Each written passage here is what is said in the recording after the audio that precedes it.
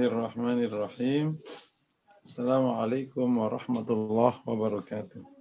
Waalaikumsalam warahmatullahi Alhamdulillahirabbil alamin. Al-malikil haqqil mubin.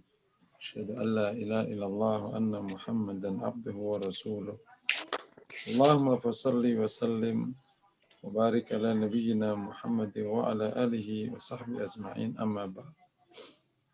Para peserta kuliah keluarga yang dirahmati Allah, kita bersyukur kepada Allah pada pagi hari ini kembali bersama di Formulati Institute dengan mata kuliah keluarga. Semoga mendapatkan penerimaan dari Allah Subhanahu wa taala. Ini adalah sesi terakhir dari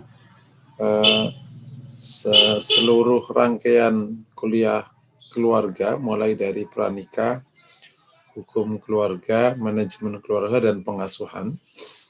Meskipun lagi-lagi pengasuhan sendiri dengan 4 pertemuan tentu masih kurang.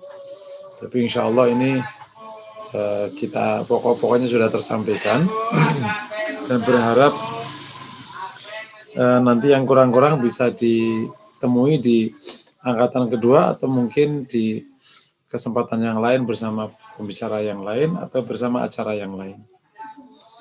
Tema pada siang hari ini adalah hidayah dan pengasuhan.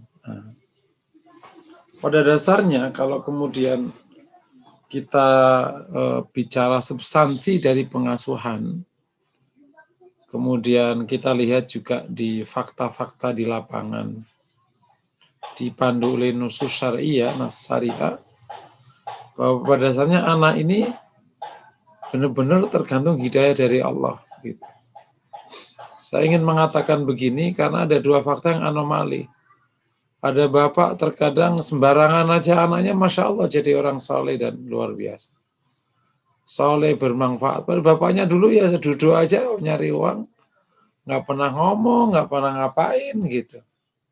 Tapi Allah bimbing ini anak-anak ini menjadi anak yang baik. Dan sebaliknya ada anak yang orang tuanya Masya Allah berjibaku, bekerja keras, ngebimbing, tapi ketemunya kayak codot. Nggak jadi, boro-boro soleh gitu. Ini menimpa juga. Yang agak ekstrem itu menimpa Imam Abu Dawud, penulis buku Sunan Abu Dawud. Itu dikecewa dengan anaknya. Sangat kecewa. Bahkan anaknya itu didhaifkan. Bayangin, seorang imam hadis, thiqah dhabt imam, tapi anaknya nggak jelas, sampai dhaif. Artinya dhaif itu berarti benar-benar ya hadisnya ditolak, jadi nggak berkualitas sama sekali. Ya contoh ekstrimnya Nabi Nuh punya anak namanya Kan'an. Gitu. Tetapi sebaliknya ada orang tua naudzubillah, tapi lahir anak namanya Ibrahim alaihissalam, padahal ayahnya Azar. Itu untuk memahami hal kayak gini ini, kalau pakai pendekatan biasa ya nggak ketemu. Tapi dengan memahami dari sudut hidayah, pendekatan agama baru paham. Artinya apa? Artinya jangan 2 hal. Jangan pernah mengandalkan usaha. Ya, tadi metode yang kemarin kita sebutkan, prinsip-prinsip dalam pengasuhan, dan macam-macam, itu berdasarnya ada ruang usaha yang Allah berikan kepada orang tua untuk mengambil peran itu. Allah pula yang menyuruh qu anfusakum wa ahlikum nar. Rasul pula yang ngasih kesempatan, kullu mauludin yuladu alal fitrah fa abawahu yuhawidanihi au yunassiranihi au yumajjisanihi. Tetapi lagi-lagi poin kedua ya, jadi yang pertama jangan mengandalkan usaha meskipun dikasih ruang oleh Allah. Karena poin kedua, karena pada dasarnya Allah lah yang menentukan segalanya. Innaka la tahdi man ahbabta walakin Allah yahdi man yasha. May yudlilillahu fala hadiyalah wa may yahdillah fala mudhillalah. Yang Allah kasih petunjuk, nggak ada yang bisa menyesatkan. Yang Allah sesatkan, nggak ada satupun yang bisa ngasih petunjuk. Nah, jadi oleh karena itu pelajaran terakhir dan tema terakhir di sesi ini itu justru ayo kita serius memohon hidayah kepada Allah. Ayo kita serius menjemput hidayah Allah. Ayo kita serius menyediakan diri untuk layak diberikan hidayah dari Allah Subhanahu wa ta'ala. Nah, nanti kita akan bahas di belakang itu. Nah, dalam poin ini ya, karena ternyata yang paling menentukan itu hidayah Allah. Oleh karena itu ketakwaan orang tua menjadi sangat-sangat vital. Gitu. Karena ketakwaan itu adalah cara kita meraih mahabbah dari Allah. Cara kita meraih rahmat Allah. Inna rahmatallahi qaribum minal muhsinin. Nah, ketakwaan ini menjadi super penting. Ketakwaan menjadi super penting karena itu menjadi dasarnya hidayah. Karena dengan takwa fattaqullah wa yu'allimukumullah. Allah akan ajarkan kita semua. Dengan takwa akan ada kemudahan.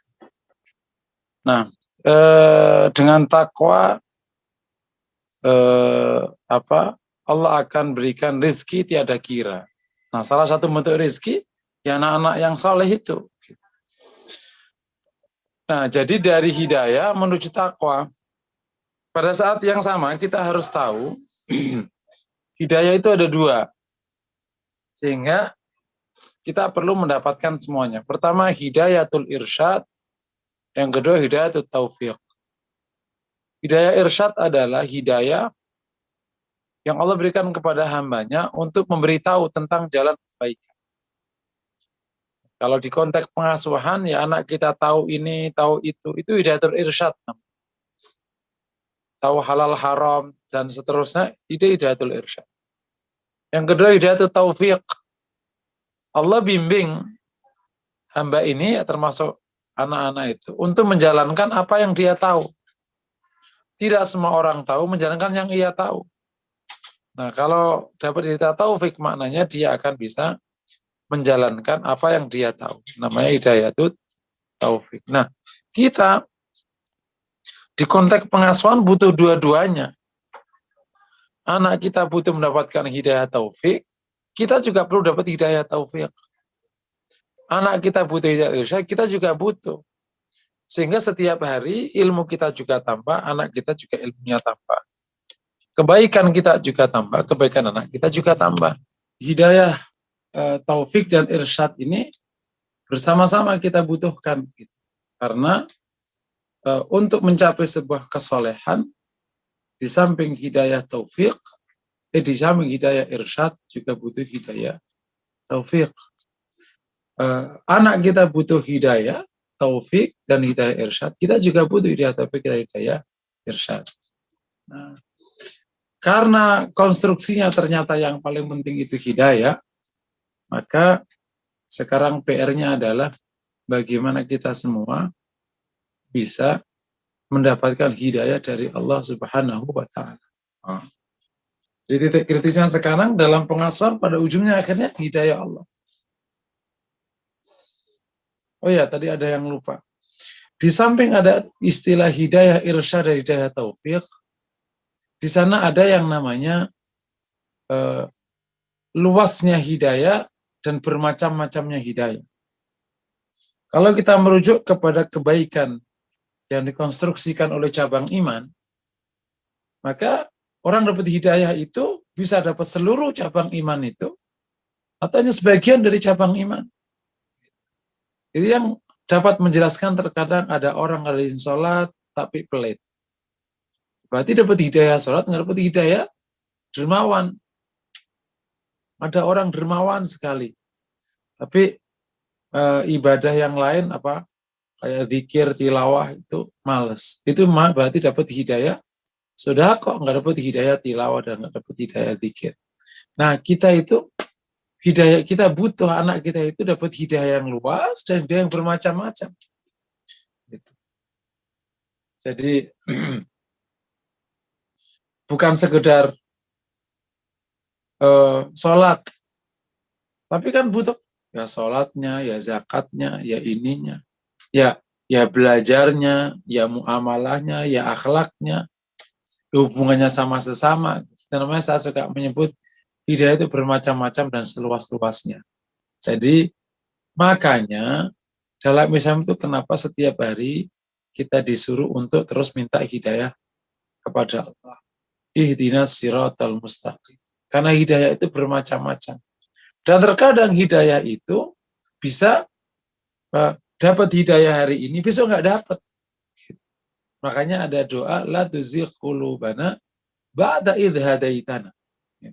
Ini apa namanya, permainan hidayah itu di situ.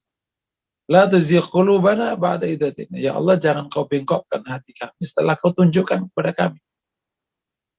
Jadi di samping ada hidayah irsyad, hidayah taufik, hidayah itu juga bermacam-macam, gitu. Sebagaimana macam-macamnya kebaikan. Dan setiap kebaikan itu kan ada tingkat kesempurnaannya, itu juga hidayah semuanya. Ada orang yang dikasih hidayah sebaik para nabi dan rasul.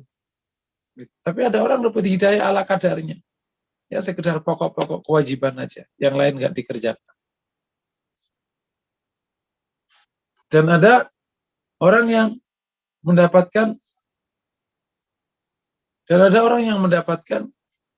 hidayah hari ini, besok enggak. Gitu. Jadi hidayah itu di samping tadi ada pembagiannya, ada macam-macamnya, juga dia bisa dapat hidayah dan bisa istilahnya keluar masuk. Sebagaimana iman itu bertambah berkurang, hidayah itu juga sama. Kan sebab orang bertambah iman dan kurang iman itu kan karena hidayah. Kalau hidayah banyak, nambah, ya berarti imannya nambah. Hidayah berkurang, ya hidayahnya, imannya berkurang. Jadi hidayah bisa naik dan turun, keluar dan masuk. Gitu. Dapat hidayah, Masya Allah, Pak. Begitu enggak, naudzubillah minna. Nah, oleh karena itu perlu kesungguhan untuk mempertahankan hidayah itu. Makanya ada doa tadi, la tuzigh qulubana ba'da idh hadaitana. Ya Allah, jangan kau bengkokkan hati kami setelah kau tunjukkan hati kami. Jangan sampai menjadi buruk setelah udah baik. Makanya ada doa kan, Allahumma ati nufusana taqwa wa zakya anta khairu man zakkah anta waliyyu wa maulah. Ya Allah, datangkan sifat takwa kepada hati kami. Bersihkanlah hati kami, jiwa kami. Engkau sebaik-baik bersihkan hati dan jiwa kami. Gitu kan. Jadi selalu minta ketakwaan datang setiap hari, selalu minta hidayah setiap hari, dan mohon tidak dibengkokkan setelah diluruskan. Jadi ini desain hidayah. Terkadang kan kita ketemu, makanya prakteknya di lapangan itu ada anak baik, tapi males. Baik, nggak pernah bohong, nyakiti orang, tapi males, di rumah mulu. Ada orang yang giat sekali, bikin sana, bikin sini, tapi kadang suka nggak clear dalam keuangan. Ada bagus saat beribadah, tapi nilainya jelek. Belajar ke sekolah, ya ala kadarnya. Ada yang bagus, sekolahnya bagus, tapi sholat nggak tegak. Sholat tegak, belajar bagus, ternyata pemarah, ngambekan, dan macam-macam. Ada yang sabar, macam-macam, tapi otaknya tuh lalit. Nah, itu semua namanya hidayah bermacam-macam, rezeki bermacam-macam. Jadi pada dasarnya ujungnya nanti semua pemberian Allah Subhanahu wa Ta'ala. Sebagai saya katakan di awal, sekira ayah ibu salah, tapi ternyata Allah berikan hidayah hamba ini jadi kayak Nabi Ibrahim alaihissalam. Tapi sebaliknya ayah sudah luar biasa. Ayah baik, ibu baik, didiknya juga benar. Tapi emang belum dapat hidayah, ya akhirnya keluar kayak Kanaan dari Nabi Nuh. Paham ya? Nah, jadi di konteks ini sebagaimana saya sampaikan di awal, kita tidak boleh tergantung kepada upaya pengasuhan. Jangan merasa kalau pengasuhannya bagus, berarti apa itu? Theft of granted atau apa? Pokoknya garansi jadi anak baik. Gitu.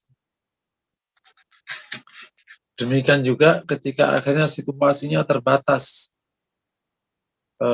Mungkin memang ekonomi nggak bagus. Ya ayah boro-boro bisa ngedidik anak. Untuk nyukupi makan sehari-hari aja pontang-panting. Sudahlah. Tapi hamba yang lemah ini ternyata dia menghibah kepada Allah. Ya Allah, Kau tahu betapa lemahnya kami. Kau amanahkan kami anak-anak. Boro-boro kami bisa mendidiknya. Habis waktu kami mencari nafkah untuk mempertahankan hidup mereka. Agar mereka tidak kelaparan.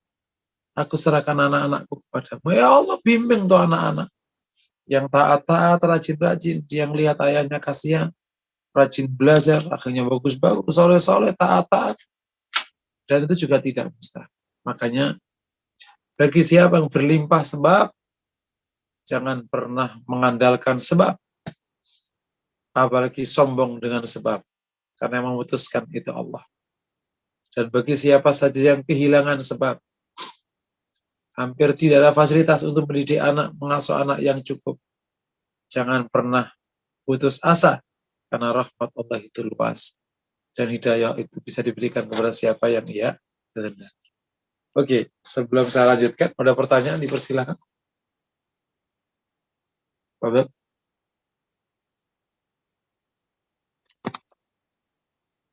Belum ada, Ustadz. Belum ada? Oke. Belum ada, di chat belum ada. Tesen Oke. juga nggak ada. Barangkali teruskan dulu, Ustadz. Lanjut ya. Oke. Paham ya, jadi pesan utamanya yang pertama ini paham, jadi kamu ulangi lagi.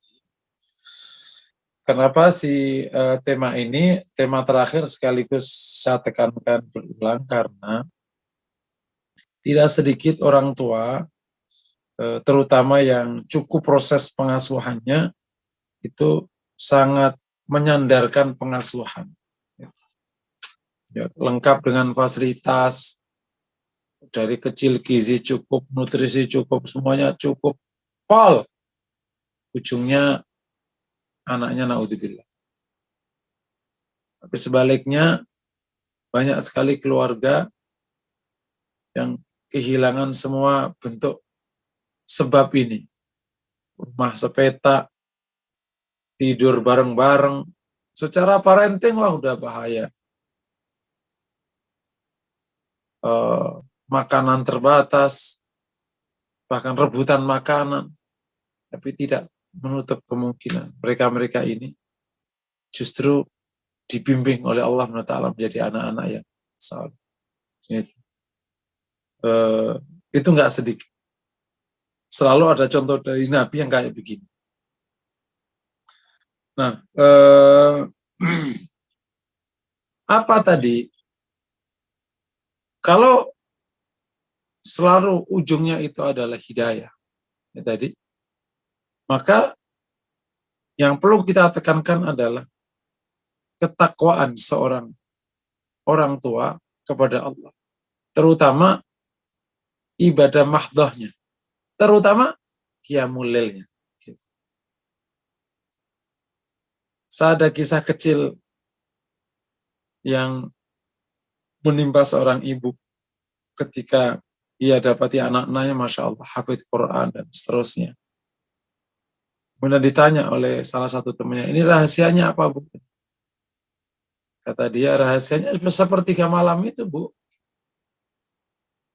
Karena memang qiyamul lailnya seorang ibu, terutama ibu ya, itu dampaknya kemana-mana. Karena waminal laili fatahajjat bihi nafilatan lak asa yab'atsaka rabbuka maqaman mahmuda. Di malam hari itu tahajudlah. Insya Allah akan membangkitkan di makam yang mulia. Itu khususnya Rasulullah. Tapi makam mahmuda itu secara makna bisa juga menimpa siapa saya mengikuti Rasulullah untuk qiyamul lail. Nah, di konteks ini ketakwaan ayah belum mendapatkan perhatian yang lebih. pengasuhan, pendidikan, tapi ketakwaan ayah. Dimulai dari mana? Yang pertama, tidak pernah meninggalkan perintah Allah,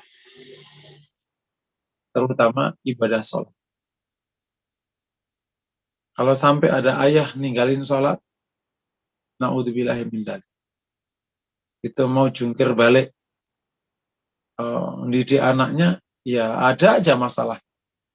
Ada aja masalah. Tapi insya Allah kalau ibadahnya kejaga, insya Allah. Yang kedua, tidak berani-berani melanggar aturan atau melanggar larangan Allah, terutama terkait dengan makanan. Kan ada banyak dosa, dan termasuk dosa besar. Tapi khusus pengasuhan itu, yang paling berpengaruh itu adalah makanan haram. Jika engkau bawa, hai ayah ibu, kau bawa makanan haram ke rumah, kau kasih makan anakmu perkara haram, siap-siaplah, kau akan jempalitan didik anak. Ibarat, kalau batu itu udah keras, mau kau bentuk 1000 kali, kau akan kerja keras. Kau hanya bisa membentuk batu itu dengan kampak besar atau dengan alat besar. Jadi effortmu besar sekali mendidik anak yang makanannya haram. Tapi jika makanannya halal, ayah ibunya taat sekali beragama, perintah Allah dikerjakan, larangannya ditinggalkan, itu kayak membentuk tepung, pluk-pluk-pluk jadi, pluk-pluk-pluk jadi. Makanya kalau ada apa-apa kayak gini, saya ulangi lagi, terutama ibunya. Pernah nggak sembarangan makan haram? Terutama ninggal sholat. Udah kalau kayak gitu, ya udah. Makanya kenapa penting ibu itu, kenapa ya? Karena dia yang paling banyak bersentuhan dengan anaknya. Itu bukan berarti ayah tidak ya. Tentu ayah punya peran yang sama. Cuman lagi-lagi peran ibu menjadi lebih penting. Saya suka mengatakan kan, ayah baik, ibu naudzubillah, anaknya naudzubillah. Tapi ayah naudzubillah, ibu baik, anaknya insya Allah baik. Itu nomor 2. Nomor 3, untuk ketakwaan, apalagi jika ayah ibunya menyempurnakannya dengan sunnah-sunnah dan meninggalkan yang makro-makro. Sunnah contoh qiyamul lail, contoh tilawah, itu luar biasa. Itu akan menambah barokah di rumah. Ibarat kalau ada orang yang sudah berkahi oleh Allah SWT, ibarat itu nanam pohon di mana saja tumbuh. Sama orang didik anak itu kan. Kalau orang diberkahi oleh Allah, dikit aja tumbuh anaknya. Nggak ruwet. Gitu. Kalau nggak diberkahi, ya ruwet itu sudah. Dan semua kita menyadari ya, kalau anak udah ruwet, itu lebih membuat pecah kepala daripada perusahaan ruwet. Kalau perusahaan ruwet, ya sudahlah. Duit aja kok. Tapi kalau anak ruwet, dilepas itu anak, nggak dilepas, gimana coba? Oh, ini Masya Allah, naudzubillah. Jadi, terutama sunnah-sunnah kayak sodakoh. Sama tuh sodakoh. Kalau ada ayah ibu pelit, itu dampaknya ke anak panjang. Karena nanti anak juga akan pelit. Kan? Berarti nanti tidak mudah berbuat baik sama ibu bapaknya. Karena berbuat baik itu kan identik dengan harta. Ya harus ada modalnya. Karena pelit, ya berarti anak nggak dididik cukup. Bapak ibunya pelit. Nah, itu sifat-sifat buruk. Ya disempurnakan dengan sunnah-sunnah cantik. Sedekah, qiyamul lail, tilawah. Insyaallah. Jadi ada ungkapan, siapa yang banyak berzikir kepada Allah, menghabiskan hidupnya untuk zikir kepada Allah, maka Allah akan penuhi bahkan hal yang ia tidak minta. Karena dia mungkin sudah lupa minta kepada Allah karena fokus dia berzikir, maka Allah akan penuhi kebutuhannya tanpa diminta. Karena dia sudah fokus memuliakan Allah dan mengagungkan Allah. Nomor 4, akhlak mulia. Ya, salah satu bentuk ketakwaan ini akhlaknya mulia, kejujuran. Orang tuanya juga menghormati orang tuanya, gitu kan. Menghormati tetangga, amanah. Ya, akhlak mulia yang kaitannya dengan hukum ini luar biasa. Kalau ibu bapaknya nipu, nggak amanah, nggak hormat sama orang tuanya, ya udah, anak ruwet. Naudzubillah min dzalik. Jadi implementasi ketakwaan yang menjadi area dari turunnya hidayah itu, pertama kali mengerjakan kewajiban Allah, kedua menjauhi larangan, ketiga menyempurnakan dengan sunnah-sunnah dan menghindari makruh-makruh. Nomor 4, akhlaknya mulia. Yang terakhir nomor 6, terutama ada banyak taubat kepada Allah Subhanahu wa taala. Kenapa saya sendirikan di konteks pengasuhan? Karena dalam konteks pengasuhan dan dalam konteks seorang ayah itu menjadi contoh dan cermin dari anak-anaknya, kesalahan nggak sedikit. Kesalahan itu nggak sedikit. Siapa yang jamin setiap hari kita benar kan? Bisa jadi kita ngomong keliru. Nah itu kalau kita taubat kepada Allah, semoga akhirnya kita diampuni dan akhirnya tidak turun ke anak. Gitu. Karena kita minta ampun kepada Allah, Allah juga akan selesaikan kita. Maksudnya Allah akan bimbing kita menyelesaikan urusan kita yang belum selesai itu. Kan tidak semua orang selesai dengan dirinya. Nah yang menyelesaikan siapa? Allah.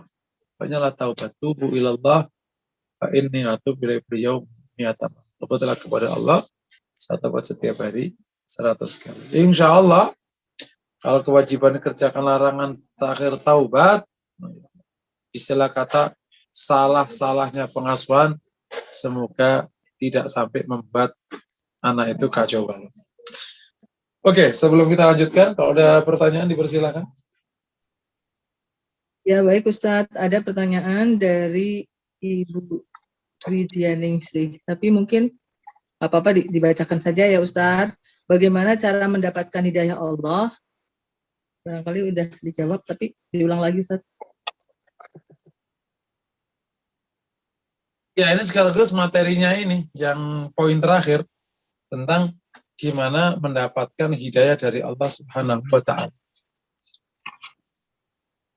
Ya, sekaligus ya ini materi, dan kelihatannya Ibu Bapak yang dirahmati Allah, saya hanya bisa sampai jam 9.30, karena 9.30 itu ada ada kajian apa gitu di Cimanggis. Jadi sudah ditawar-tawar, saya bilang nggak bisa, ternyata mohon akhirnya dari jam 8 tak undur jam 9.30. Itu ya. Jadi sekaligus ini jawaban kepada pertanyaan dan itu sekaligus materi bahwa karena itu pada dasarnya itu hidayah ya tadi, dan kemudian kita song-song dengan ketakwaan, maka kita perlu apa yang disebut dengan mengambil sebab agar kita dapat hidayah dari Allah Subhanahu wa ta'ala. Yang pertama, menjadi hamba yang taat. Itu pertama.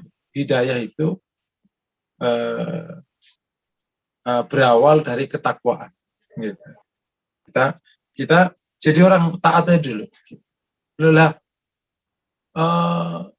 hidayah itu kan yang menjadi sebab ketakwaan. Nah itu bolak-balik gitu. Ini kan kita asumsinya kan kita bicara sama orang yang sudah muslim.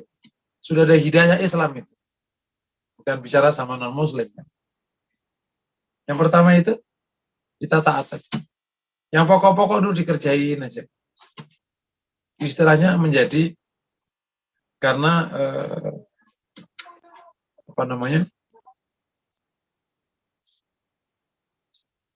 kebaikan itu kayak spiral gitu. Masuk satu, dia ngelingker, dapat yang lain. Ya, jadi terutama ibadah sholat, zakat, yang pokok-pokok itu jangan pernah diabaikan. Kalau kayak gini, ya udah semakin kacau. Karena kan satu kesalahan itu menyebabkan nuktah sauda, titik hitam. Sampai nanti gelap, sampai keras. Itulah namanya qaswatul qalb. Itulah yang akhirnya hidayah nggak turun. Hidayah itu kan terkadang dihubungkan sama Rasulullah kayak air. Jadi kita sekarang bikin wadahnya supaya nanti kalau ada air turun, itu cepat tumbuh. Itu yang pertama. Yang kedua, banyak berdoa minta hidayah. Kalau orang itu bertakwa, tadi itu taat aja, itu kan ada sholat, otomatis akan bilang, akan berdoa, ihdinas siratal mustaqim. Setiap hari, ihdinas siratal mustaqim, ihdinas siratal mustaqim, ihdinas siratal mustaqim. Dulu sebelum kita paham hidup, kadang kita pusing menjawab tentang kenapa sih orang Islam itu minta hidayah? Kan dia sudah dapat hidayah, berarti dia belum benar dong. Jawabannya justru hidayah itu berlapis-lapis, bermacam-macam, berluas-luas. Dan dia bisa keluar dan masuk. Maka kita perlu mendapat hidayah setiap hari. Setiap hari dapat hidayah. Untuk sesat, kalau kita mengadakan perjalanan 100 kilo, sesat itu kan nggak harus di kilo pertama. Bisa aja sudah di kilo 99, nyasar. Ujungnya jangan nyampe tujuan. Pas di kilo 99, ternyata macet. Pas macet ada bilang, bang, lewat sini bang. Padahal nyasar itu. Padahal sudah tinggal sekilo. Nggak kuat. Itulah namanya su'ul khotimah. Ya. Minta hidayah kepada Allah yang baik. Ihdinas siratal mustaqim. Nomor 3. Banyak ketemu orang baik. Apa? Karena sebagaimana dikiaskan dengan hadis silaturahim. Dan kata Rasulullah, man yasurruhu ayub satalahu fi rizkih wa yunsa'alahu fi athari falyasil rahim. Yang ingin, yang suka panjangkan umurnya dan dilapangkan rezekinya, silaturahim. Salah satu analisis dari silaturahim untuk menyebabkan rezeki yang lapang, karena memang rezeki itu banyak ditempatkan oleh Allah di orang lain. Rezeki istri ditempatkan di mertua, rezeki ilmu ditempatkan di para ustadz, rezeki harta ditempatkan di orang kaya, rezeki apa, ya. Nah, kalau kita ketemu dengan orang-orang yang memiliki karunia-karunia itu, insya Allah kita memiliki kesempatan mendapatkan. Nah, kalau kita ketemu orang-orang soleh yang berlimpah hidayah dari Allah, secara zahir ya, apalagi yang solehnya Masya Allah lengkap, ibadahnya Masya Allah, amalannya bagus, ilmunya cukup, karirnya bagus, Masya Allah, kita dekat. Agar kita tahu hari-harinya dan kita insya Allah bisa mendapatkan seperti yang ia dapatkan. Yakni berlimpah hidayah dari Allah Subhanahu wa ta'ala, sehingga nanti juga berlimpah hidayah untuk anak-anak kita. Yang keempat, kita minta doa hidayah dari mereka. Terutama minta doa untuk anak-anak kita. Tradisi orang-orang soleh zaman dulu itu suka membawa anaknya ke orang soleh yang lain. Namanya silah lil aulia, ya, wal ulama, berkunjung, ziyaratul ulama wasyuyukh wal aulia, gitu. Kunjung pada para ulama, guru dan para wali. Itu tradisi orang-orang tua soleh, para kiai bahkan diajak anaknya dimintain doa. Nah, terkadang yang kayak gini-gini ini bisa menjadi solusi. Udah puyeng ngurus anak, ya Allah, mana puyeng, ya. Syekh, doanya untuk anak, semoga jadi orang soleh, didoain, ya Allah kabulkan, Masya Allah. Itu juga bagian dari cara mendapat hidayah, terutama untuk anak-anak kita. Jadi kita sendiri kunjung kepada orang-orang soleh, agar kita juga bisa menjadi sebab hidayah untuk anak-anak kita. Tapi anak kita juga kita mintain doa kepada mereka-mereka ini, supaya juga berlimpah hidayah dari Allah Subhanahu wa ta'ala. Iya, jadi ada takwa, ada doa, kunjung ke orang soleh, banyak orang soleh, minta doanya mereka hidayah. Dan yang terakhir, banyak zikir yang terkait dengan hidayah. Contoh, zikir Asmaul Husna terkait dengan hidayah, Al-Hadi. Ya Hadi, Ya Hadi, Ya Hadi. Juga zikir yang kaitannya dengan hidayah, misalnya kaitannya dengan hidayah misalnya gitu ya. Bismillahirrahmanirrahim, baca bismillah sebanyak-banyaknya. Nah, itu juga bagian dari zikir-zikir yang menjadi yang terkait dengan masalah hidayah dari Allah Subhanahu wa ta'ala. Sholawat juga termasuk kalimat zikir yang terkait, karena dalam sholawat itu Allah kasih rahmat ya. Rahmat kan banyak. Hidayah juga bagian dari rahmat Allah Subhanahu wa ta'ala. Man shalla alaihi salatan sallallahu biha asyr. Yang salat Rasulullah 1, Allah kasih padanya mereka 10 salat. Insya Allah kalau sering salawat, insya Allah hidayah juga banyak dari Allah Subhanahu wa ta'ala. 5 tip ya, semoga ini menginspirasi sekaligus bisa menjadi tip untuk kita agar kita berlimpah hidayah dari Allah, terutama anak kita supaya dapat hidayah sehingga kita itu ngasuhnya gampang, didiknya itu ringan, nggak sampai berat. Allah mudahkan itu semua. Ada sebuah kisah yang menarik. Ini sudah pernah saya kisahkan belum? Jadi ada seorang ustadz, kedapatan anaknya itu, naudzubillah lah, akhlaknya buruk, macam-macam. Pokoknya nggak berkenan lah dia. Pertama kali ia lakukan, dia bukan nasihat. Yang pertama kali ia lakukan, dia memperbaiki hubungannya dengan Allah. Makanya saya bahas tadi ketakwaan. Ia memperbaiki hubungannya dengan Allah. Ia jaga sholatnya, ia apanya. Dan qadarullah. Ketika hubungan seorang suami istri baik dengan Allah, anaknya diperbaiki oleh Allah SWT. Jadilah baik akhirnya anaknya, bahkan nggak perlu pakai nasihat. Istrinya baik-baik sendiri. Nah, ini tip-tip kayak gini ini perlu kita laksanakan. Mungkin demikian. Kalau ada pertanyaan dipersilahkan. Ya Ustadz, saya cek dulu sebentar. Sepertinya nggak ada Ustadz. Ya. Saya aja boleh nggak Ustadz nanya Ustadz? Dari tadi kesan saya ya mendengarkan pembicaraan Ustadz tadi sangat-sangat tergantung sekali dengan hubungan kita sama Allah. Ruang usaha kita nggak disinggung sama sekali Ustadz. Bagaimana mencelaraskan itu semua Ustadz? Jadi tidak kesannya udah Allah aja gitu loh Ustadz.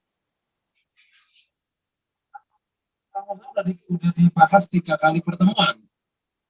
Ada prinsip pengasuhan, metode pengasuhan, tujuan pengasuhan, macam-macam. Leadership disinggung, komunikasi di situ, itu usaha. Ini sebagai materi supaya kita tidak mengandalkan usaha. Jadi kalau mensalaraskan, ya tinggal semua bentuk usaha tadi itu dikerjakan, kemudian selebihnya dan bersama dengan memohon kepada Allah, agar Allah berikan hidayah yang sebaik-baiknya kepada anak kita. Jangan sampai nanti kita bergantung kepada usaha. Karena faktanya Allah yang akan kasih petunjuk atau tidak kasih petunjuk.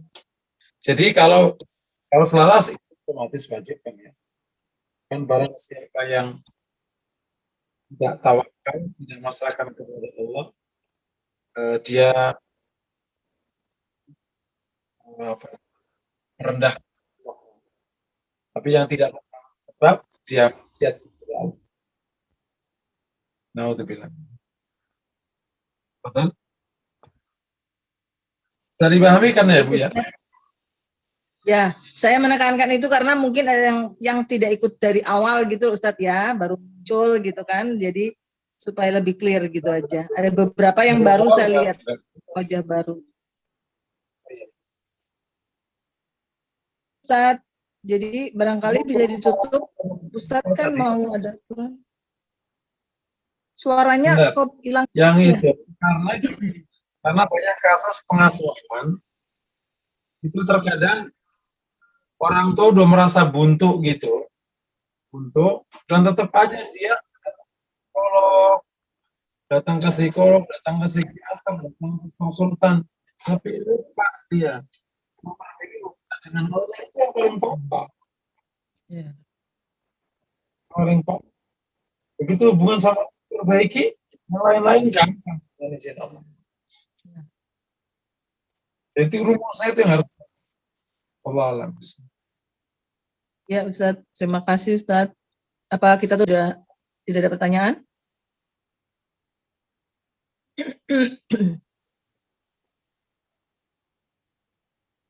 Mohon Ustadz ditutup dengan doa dan kafaratul majelis, doa kafaratul majelis. Monggo Ustadz.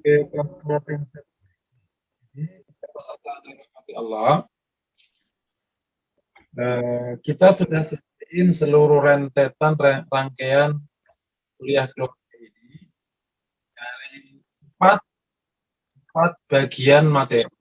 Yang pertama, bagian pertama, bab pranikah. Semoga masih ingat. Kedua, bagian kedua, hukum pernikahan. Setiap bagian ada tema-temanya. Bagian kedua, hukum pernikahan. Kita bahas ada masalah syaratul rukun nikah, cerai, macam li'an. Nomor 3, bicara tentang manajemen rumah tangga. Ada manajemen SDM, keuangan, leadership, komunikasi, budaya keluarga. Kita udah bahas. Terakhir, bab pengasuhan. Kita bahas tentang prinsip-prinsip pengasuhan, tentang tujuan pengasuhan, materi-materi dalam pengasuhan, metode pengasuhan. Terakhir, kita bahas hidayah dan hubungannya dengan. Semoga materi keluarga ini lengkap, cukup padat, tapi semoga bisa mengcover lebihnya Bapak Ibu bisa ikuti seri-seri berikutnya di Formulati Institute. Kita akan buka lagi kuliah keluarga angkatan kedua. Insya Allah setelah kita selesai terakhir Ramadan. Apakah nanti kita buka di Ramadan atau dibuka di Ramadan atau biarkan Formulati, terus saya akan mengumumkan. Kita akhiri pertemuan terakhir dari serial Institute dengan baca Al-Fatihah. Bismillahirrahmanirrahim. Alhamdulillah.